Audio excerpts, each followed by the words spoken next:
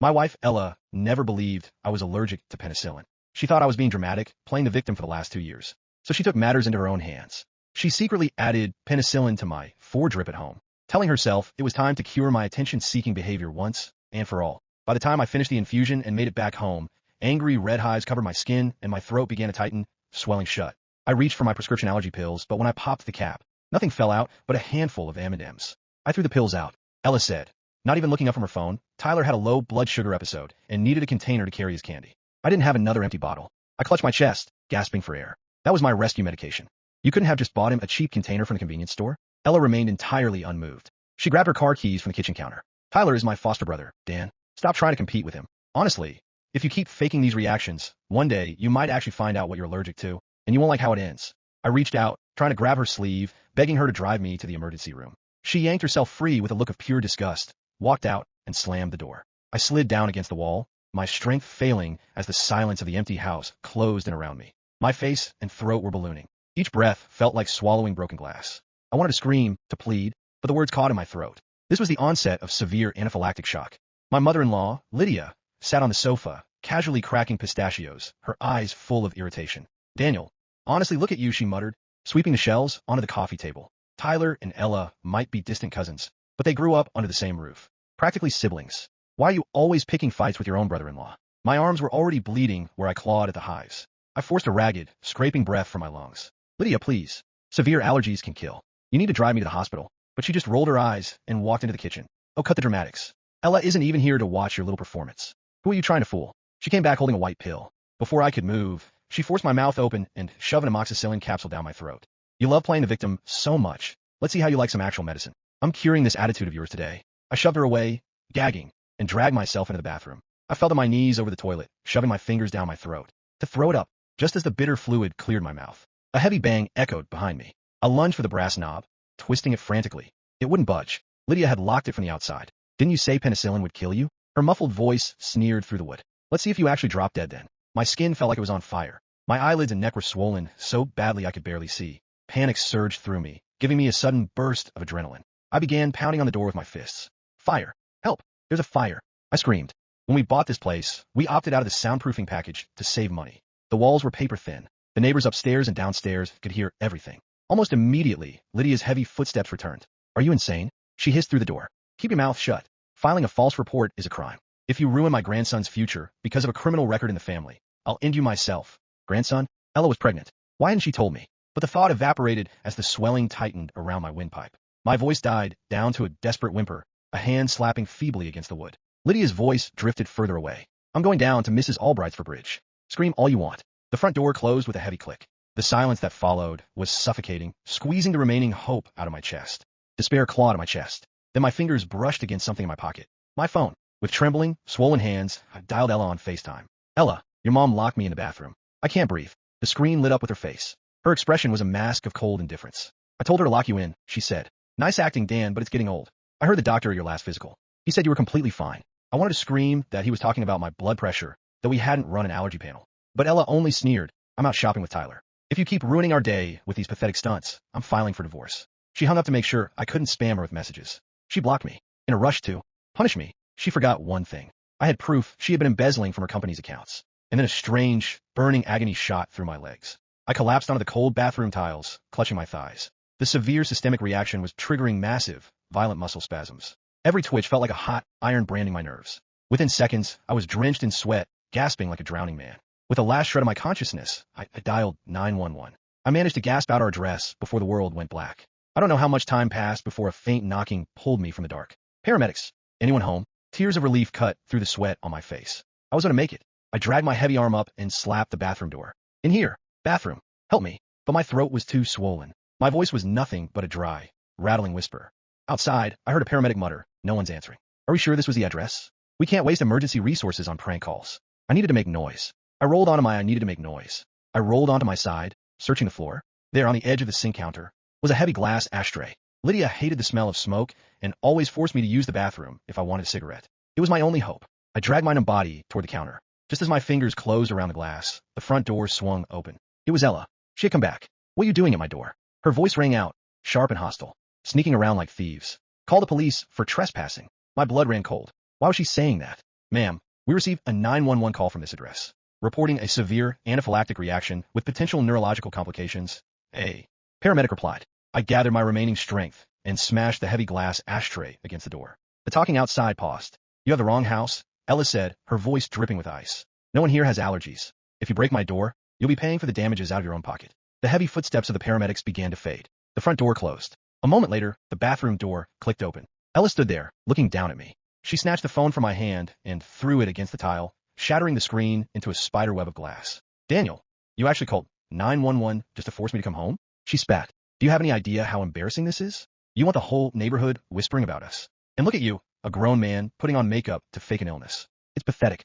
She swung her hand, slapping me hard across the cheek, but my face was so swollen and numb, I barely felt the impact. My throat was nearly closed. Pain in my legs. Agonizing. Ella, hospital, please. I'm really. She ignored me, grabbing a broom to sweep up the broken glass. Enough. Because of your little stunt, Tyler is being dragged on social media. People are calling him a home wrecker. Did you even stop to think about how much pain you're causing him? Looking at her furious, protective face, the last embers of my affection for her died. I stopped talking. I saved my breath, focusing solely on inhaling and exhaling. I had to stay alive. From the knees down, my legs were completely dead weight. Ella stared at my twisted posture, her brow furrowing slightly. She took a step toward me, but stopped. She saw the blood on my hands from the shattered glass. Almost had me, she sneered, her eyes turning cold and mocking. You cut your own hands just to get my sympathy? You really are desperate, aren't you? She backed out of the room. Let's see how much you like being ignored. Stay in here and think about what you've done. The door slammed shut again. I couldn't wait any longer. I dragged my useless lower body toward the balcony of the adjacent utility room. The sirens are ringing now. Sorry. Maybe the paramedics were still in the parking lot. I squeezed through the door, hauled myself onto the balcony, and screamed with the last bit of air in my lungs. Help! Third floor. Help me down below. The paramedic stopped and looked up, but before I could call out again, a hand clamped over my mouth from behind. I dragged me backward, pulling me into the living room. Are you crazy? You want everyone to know you're throwing a tantrum over my foster brother? What is wrong with you, Daniel? You've already hurt him once. Are you trying to drive him to suicide? She was cutting off my air. In a desperate bid for survival, I bit down hard on her finger. She shrieked and let go. Just then, a heavy knock rattled the front door. Ma'am, we heard someone screaming for help. Is everything all right? This is the only apartment that called for an ambulance. I'm in the living room, I gasped. Before I could finish, Ella grabbed me by the collar, called my limp body into the utility room. I couldn't move my legs at all. Terror, cold and absolute, seized me. She threw me into the large wire crate we use for Scout, our border collie. She locked the latch, glaring at me. A little blood won't kill you. Don't push me again, Dan. She shut the door, leaving me in the dark. I slumped against the wire floor, my bloody hands gripping the metal bars, straining to hear the voices outside. Ma'am, we heard a scream from downstairs. It was just a television. Ella interrupted smoothly, her tone sharp and impatient. Honestly, if you keep harassing my family, I'm going to call the precinct. The paramedics hesitated, clearly sensing something was off. Ma'am, why is your dog barking so frantically in there? He's hungry. If you'd stop bothering me, I could actually feed him. The voices faded. Silence fell. My heart grew cold. Was this how my life ended? Were my legs ruined forever? Ella walked back into the room. When she saw my legs splayed awkwardly at unnatural angles, her face paled slightly. Dan, what's wrong with your legs?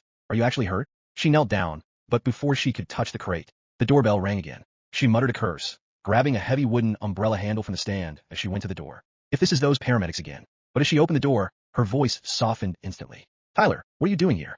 Tyler's soft, trembling voice carried down the hall. Ella, I was worried Daniel would misunderstand. I came to explain. And looked so awful in that video call, I want to make sure he was okay. Ella's voice turned defensive, dismissive. Oh, he's fine. He's just in the pet room playing with the dog. There was a pause. Then Tyler spoke, his voice thick with calculated misery. Ella, maybe we shouldn't see each other anymore. I don't want to cause trouble. If Daniel is going to make a scene like this every time, it's going to ruin both our families' reputations. Ella's tone grew frantic. Did he say something to you behind my back? Don't worry about him. Even though I'm married, I'm still your sister. No one has the right to keep us apart. Tyler let out a shaky breath, his eyes welling with tears. I can't bear the whispers. People are talking. The baby. You should get rid of it. Let's just pretend none of this ever happened. I'm leaving. Don't look for me. The blood in my veins turned to ice. The grandson Lydia was talking about. It wasn't mine. It was Tyler's. A primal rage surged through my failing body. I began throwing myself against the metal bars of the dog crate, making a deafening racket. Tyler sobbed louder. Daniel, see? He hates me. I'm leaving. I won't come back. He turned to run without a second thought. Ella chased after him. The front door slammed shut with a force that rattled the walls, drowning out the sound of the crate's latch finally giving way. Scout, our loyal border collie, gripped my shirt collar in his teeth and gently tugged me out of the wire cage. I gritted my teeth, dragging myself forward inch by inch. The journey from the utility room to the living room took every ounce of energy I had left to keep from fainting. I bit my lip until it bled, the sharp sting of pain anchoring me to consciousness as I dragged myself along the wall. A walk that usually took 5 seconds took me 20 agonizing minutes. But the front door was right there. I reached up and wrapped my fingers around the handle. With a soft click, it turned. Ella had been in such a rush to chase Tyler that she had forgotten to lock it. I dragged my body over the threshold, but without any sensation in my legs, I lost my balance and tumbled down the concrete steps of the landing. My head struck the metal handrail, and the world began to spin into darkness. Before the blackness claimed me entirely, I saw the blur of white uniforms rushing up the stairs. "Officer, over here." That's the man who called. The officer dropped to his knees beside me. "Sir, can you hear me?" I tried to answer, but my throat produced only a wet rasp. Then the paramedics saw my face. Oh my God, severe anaphylaxis. Everything changed. One medic pulled out an epinephrine injector while another started cutting through my shirt. The needle pierced my thigh, and within seconds they had me on oxygen. "What's his name?" "Daniel," I managed. "Daniel, stay with us." My eyes rolled toward the apartment door. Ella was standing there. She had returned after realizing the paramedics hadn't left the building. For the first time that day, genuine fear crossed her face. "That's my husband," she whispered. The officer looked at her. "Why was he locked inside a dog crate?" Ella froze. I don't know what you're talking about." The officer pointed toward the open crate behind her. "Then explain why your husband crawled out of it bleeding." "I didn't put him there. He must have done it himself." The paramedic looked at me. "Can he speak?" I nodded weakly. "Did she hurt you?" I stared directly at Ella. Then I lifted my trembling hand and pointed toward the apartment. My finger landed on the 4 bag sitting on the kitchen counter. The paramedic followed my gaze. "What's in that?" Ella immediately stepped in front of it. "Nothing. It's just saline." The paramedic walked around her. He picked up the bag. His expression changed. "There's something written on this." Ella's face went pale. The officer took the bag from him. "Penicillin." Ella stopped breathing. The room went completely still. The officer looked at her. "Why is penicillin in your husband's for?" "He isn't allergic." The words came out automatically. The paramedic's expression hardened. "His medical bracelet says he is." Ella swallowed. "He lies about it, and you decided to test that?" "No. You put medication he's documented as allergic to directly into his 4. I was trying to prove he was faking." The officer stared at her. "You were trying to prove it by potentially killing him?"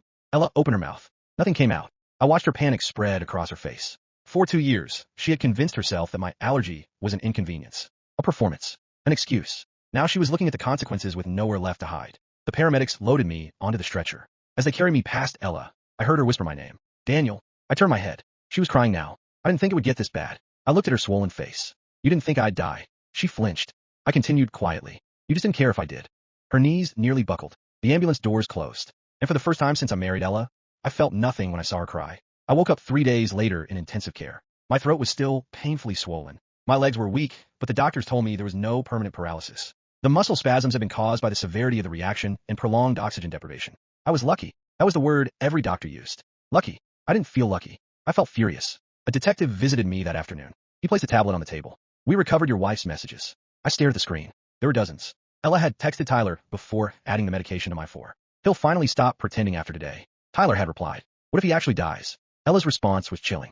"Then I guess we'll finally be free." I read the message twice. The detective watched me carefully. "There's more."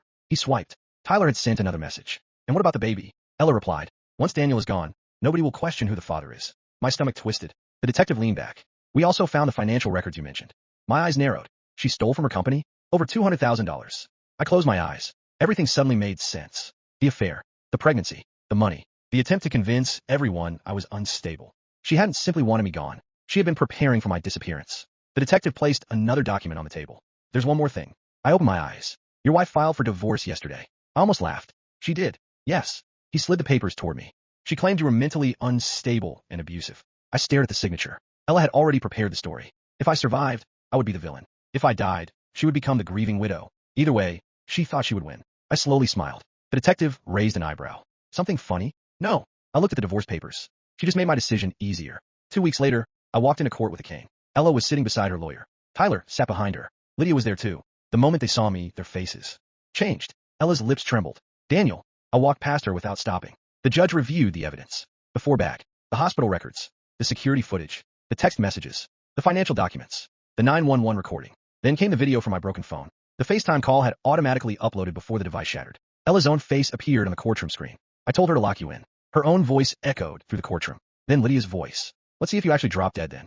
Nobody spoke. The prosecutor stood. "Your Honor, the evidence demonstrates deliberate administration of a known allergen, unlawful confinement, obstruction of emergency medical assistance, and financial crimes." Ella began sobbing. "I didn't mean to kill him."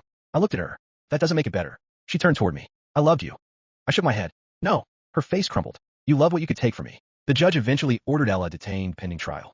Lydia was arrested shortly afterward. Tyler wasn't charged with the poisoning, but the financial investigation uncovered his involvement in the embezzlement scheme.